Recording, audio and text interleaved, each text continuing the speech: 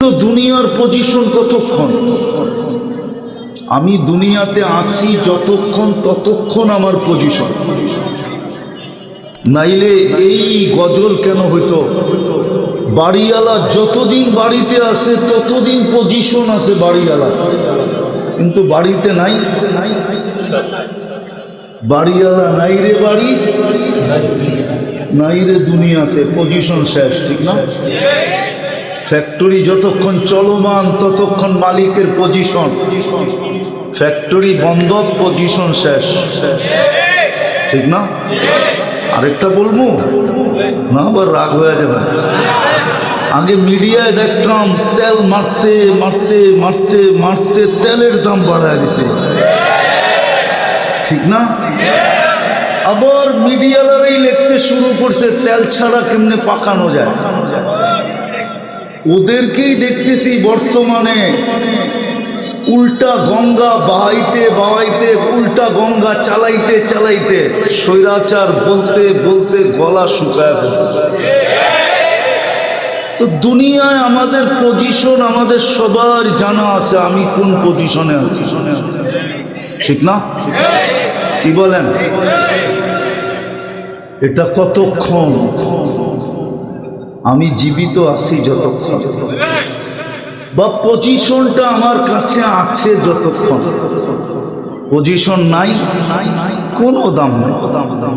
কবির কথাই সত্য, মিলে খাক মে আহলে শাহ कैसे कैसे, জমি খা গই নওজোয়ান कैसे कैसे। মাটি কাউকে ছাড়ে না, আর কাউকে ছাড়বে না। এই জন্য মাটি প্রতিদিন বলে মাসিরু কাফি বতনি, তুমি কাশিমপুরে থাকো আর যেখানেই থাকো তোমার মাসিরু কাফি বতনি, তুমি আমার পেটে আসবেই আসবে। চাই গুলশানে থাকো, চাই বনানীতে থাকো, চাই ধানমন্ডিতে থাকো, চাই বাড়িদারার বসুন্ধরায় থাকো, চাই মন্ত্রী পাড়ায় থাকো, মাটিতে আসতেই হবে। মাটির স্লোগানই এটা, মাসিরু কাফি বতনি, তুমি আমার পেটে আসবেই আসবে। কবিও বলে মিলে খাক মে আহলে শাহ कैसे कैसे, জমি খা গই নওজোয়ান कैसे कैसे। কত জমিন, কত যুবককে তো জমিন তার পেটে নিয়ে নিল না। যুবকের আধিপত্যের দিকে দেখলো না, যুবকের সৌন্দর্যের দিকে দেখলো না, যৌবনের তরঙ্গের দিকে দেখলো না, যৌবনের বাহাদুরির দিকে দেখলো, কিছুর দিকে জমিন দেখে। আল্লাহ প্রতিদিন সতর্ক করে আমাদেরকে। প্রথম যুবকদেরকে সতর্ক করে, শাবাব লা ইয়াত্তারুকা শাবাবুকা, যুবক যৌবনের জোয়ার যেন তোকে ধোঁকা না দেয়। শাবাব লা ইয়াত্তারুকা শাবাবুকা, যুবক যৌবন যেন তোকে ধোঁকা না দেয়। যুবতীকেও বলে যুবতী, যৌবন যেন তোকে ধোঁকা না দেয়। প্রত্যেক ব্যক্তিকে বলে লা ইয়াত্তারুকা শাবাবুকা, কাম মিন শাব সাবাকাকা ইলাল মাউত। কত যুবককে তো আমরা যৌবন সহ মাটির কোলে শোয়াই দিই। তোকেও ইচ্ছা করলে পারি, আর আল্লাহর ইচ্ছা কি? ইদা আরাদা শাইয়ান আন ইয়াকুলা লাহু কুন ফায়াকুন। আল্লাহ বলে আমি ইচ্ছা করতে দেরি, তোর জানাজা উঠতে দেরি হবে। আবার আমাদেরকেও বলেন ইবনা আদম লা তাফরাহ বিদুনিয়াইকা, মানুষ দুনিয়ার পজিশন নিয়ে তুমি মাতাল হয়ে যাও, পাগল হয়ে যাও। যেমন পজিশনই তোমার থাকো, তুমি পাগল হয়ে যাও না। ফাইন্নাকা গায়রা মুখাল্লাদ, তুমি চিরঞ্জীব না। চিরঞ্জীব শুধু আল্লাহর জাত। কুল্লু মান আলাইহা ফান, সব একদিন ধূলিসাৎ হয়ে যাবে। ইসরাফিলকে হুকুম দিতে দেরি, আল্লাহ ইসরাফিলকে হুকুম দিবে ফান ফাখ, ফুদাও। উনি জিজ্ঞাসা করবে কাম নাফখাতান ইয়া রব্বি, প্রভু কয়টা ফু দিব?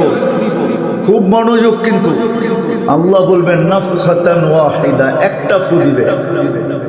আপনি বলবেন একটা ফু দিয়ে আমাকে পদ্মা সেতুর কি হবে, ঠিক না?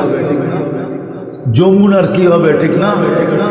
ঢাকা এত বড় ফ্লাইওভার এয়ারপোর্ট থেকে নিয়ে যাত্রাবাড়ি পর্যন্ত হইতেছে, একটা ফু দিয়ে কি হবে, ঠিক না?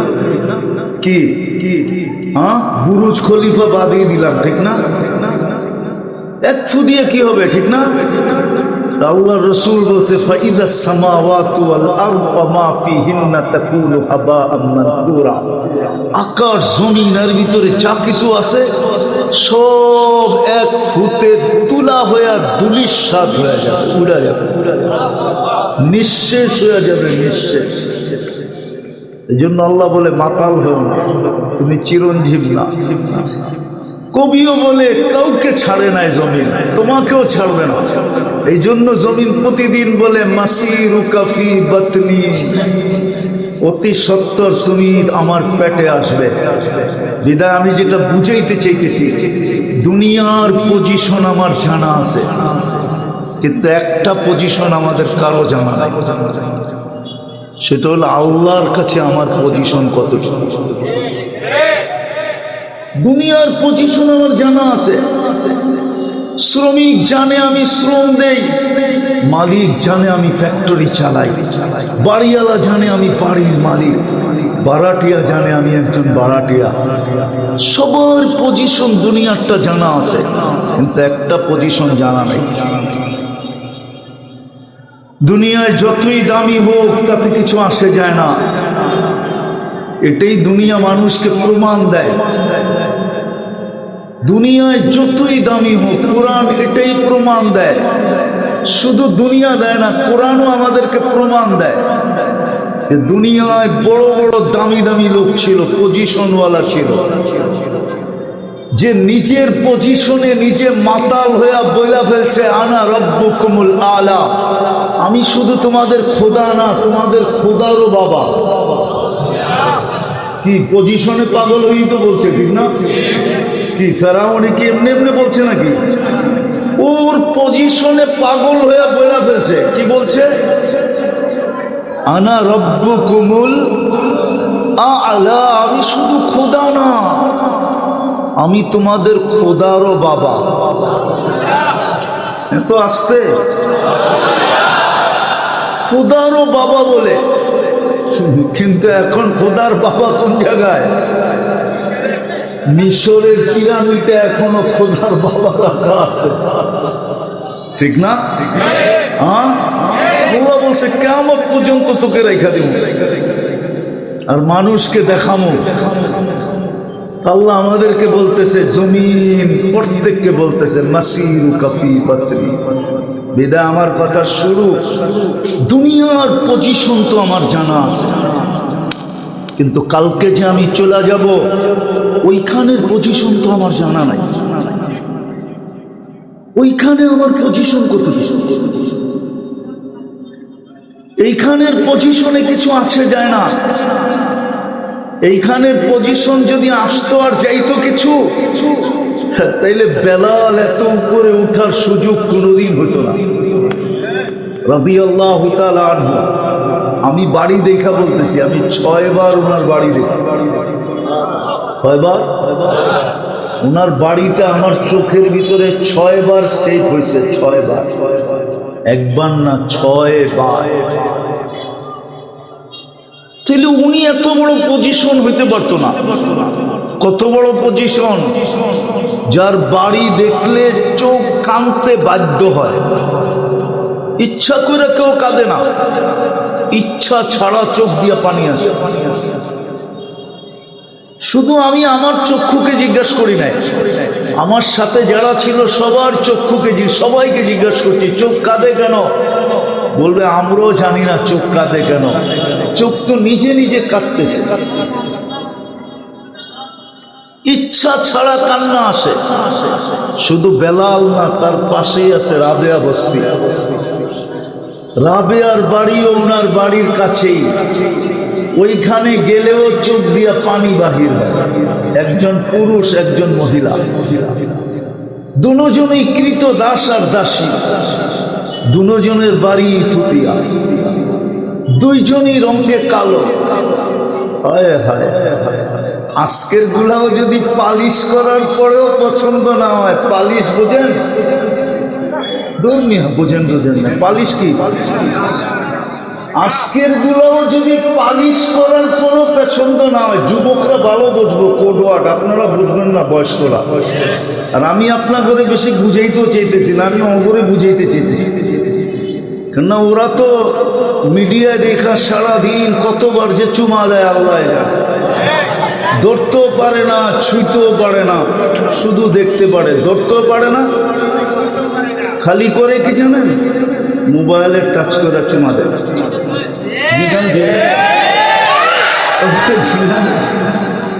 ওরা এটা খুব ওস্তাদ, খুব মজা পায়।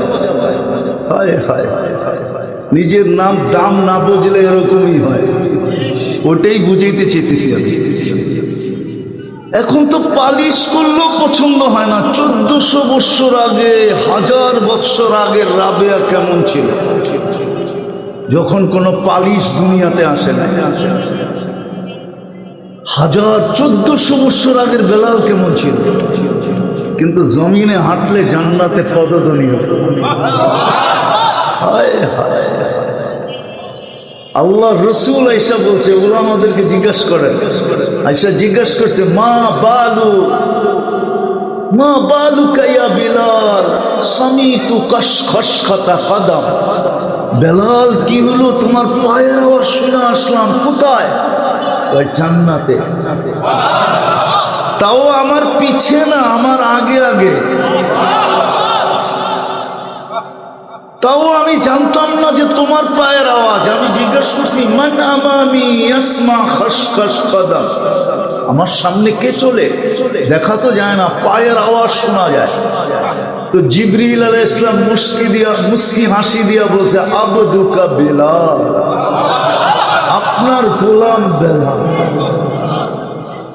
জমিনে হাঁটলে জান্নাতে কি? আরে বলেন না, জান্নাতে পদধ্বনি, অথচ কৃত দাস। আমি এটাই বুঝাইতে চেয়েছি, আপনাদের প্রত্যেকের পজিশন প্রত্যেকের জানা আছে। অধিকাংশ মানুষের কাছেই কর্মস্থলের আইডি কার্ড আছে, কে কি পজিশনে আছি এটা আমার বিষয় না, বুঝানোর জন্য বললাম। আমার বিষয় হলো ওইখানে আল্লাহর কাছে আমার পজিশন কত, এটা হলো আমার বোঝানো। এখানে পজিশন তো বেশিক্ষণ না, এটাও বুঝাইলাম বেশিক্ষণ না। অবস্থান আছে ওই নদীর মতো, নদীর এপার ঘাঙ্গে ওকার গড়েই তো নদীর খেলা। পজিশন আছে তো দাম আছে, পজিশন নাই দাম নাই। বাড়িওয়ালা আছে তো দাম আছে, বাড়িওয়ালা নাই দাম নাই, দাম নাই। সত্য এটাই। বুঝানোর জন্য শুধু এটা বললাম। আমার আসল আলোচ্য বিষয় হলো ওইখানে আমার দাম কত, ওইখানে আমার পজিশন কত, যেখানে আমি চিরদিন থাকবো, যাবো, আর কোনদিন আসবো না। খায়রু ওয়া আবকা, খায়রু। জিজ্ঞাসা করেন কোরআন পড়তেছি না অন্য কিছু পড়তেছি? খায়রু ওয়া আবকা, আল আখিরাতু খায়রু ওয়া আবকা, যেটা সবচেয়ে উত্তম, যেটা সবচেয়ে চিরস্থায়ী, ওইখানে